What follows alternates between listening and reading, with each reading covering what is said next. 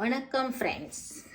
Chicken உப்பு கறிக்கு நல்லெண்ணெய் விட்டு நல்லெண்ணெய் சொட்டு கொதித்ததும் பெருஞ்சீரகம் போடுங்கோ. கொதித்த உடனே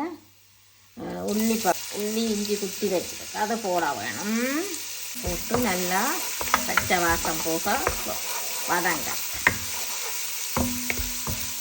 மெயினாக சிக்கன் உப்பு கறிக்கு செத்தல் மிளகாய் தான் வேணும். தூள் ஒன்றும் போடுறதில்ல.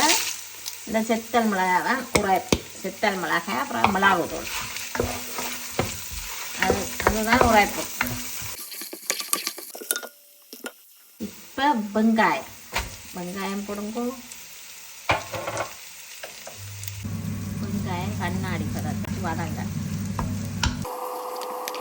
இப்போ பாருங்கோ, வெங்காயம் உள்ளி எல்லாம் பச்சை வாசனை போய் நல்ல வடிவாக கிளாஸ் பதத்துக்கு வந்துடுச்சு. இந்த நேரத்தில் நான் கோழி இறைச்சிக்கு மஞ்சளும் தேசிக்காப்புளியும் சொட்டு உப்பும் போட்டு பிரட்டி வச்சுருக்கேன். இப்போ இதை போடும்.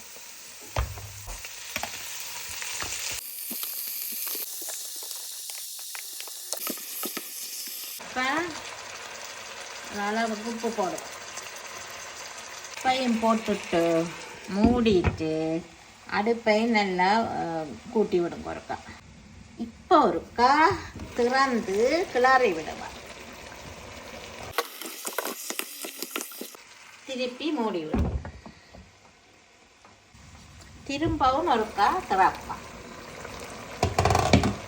திறந்து பிரட்டி இனி விடவும். இனி மூட தேவையில்லை.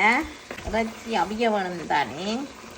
அப்போ நாங்கள் என்ன செய்ய வேண்டாம், அடுப்பை கொஞ்சம் குறைத்து விடும். அப்போ இப்படியே அவியட்டும். இப்போ நான் உரைப்பு பெப்பரோனியும் போட போகிறேன். கூடுதலாக இது போடுறதில்ல. நான் எனக்கு பெப்பரோனி போட்டால் பிடிக்க வேண்டாம். அப்படி எங்களுக்கு எல்லாருக்கும் அதனால் உரைப்பு பெப்பரோனி போடுறேன். முதலே போட்டால் கரைஞ்சிட்டு மண்ட வடிக்கால. இப்போ இடையில போடுறேன். அதே முக்காப்பழம். அதுக்கு பிறகு மிளகு தூளும் கொஞ்சம் போடுவோம். இந்த கறி தூள் போடாதபடியா இந்த மிளகு தூள் செத்தல் மிளகாய் அந்த தான் இருக்கும். அதனால கொஞ்சம் மிளகு தூளும் போடணும். ஒரு கரண்டி 1.5 கரண்டி போடும். உரைப்பாக இருந்தால் நல்லா இருக்கு. மிளகு தூள் உடம்புக்கும் நல்லது தானே. நீ இந்த தண்ணியெல்லாம் நல்லா வற்றி வரும்.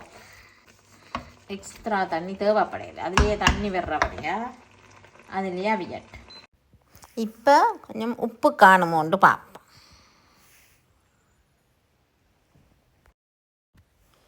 இப்போ உப்பும் காணும், உரைப்பும் காணும், எல்லாமே நல்லா இருக்கிறது. இனி நல்லா அவிஞ்சு வத்த வேணும். இடைக்கிடை கிளறி விடுங்கோ. இல்லை அடிப்பிடிச்சு போடும் தானே. அதனால் இடைக்கிடை கிளற வேண்டும்.